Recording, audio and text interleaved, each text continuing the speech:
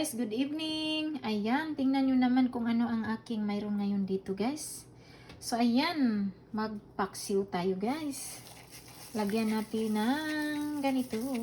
O diba? Ayan. At saka, ayan muna. At saka yung pangpalasa na suka. O diba?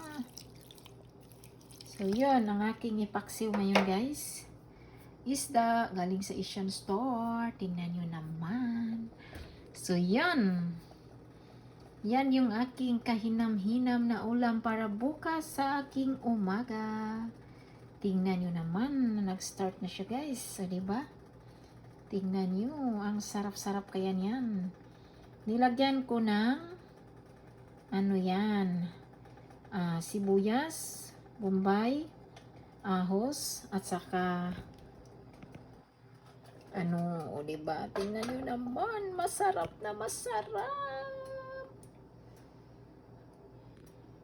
Ayan, ulam-ulam Israel. Ang sarap talaga yan, guys. Masaya ako kasi nakahanap ako ng isdang ganito. Ayan lang, guys. Bye-bye.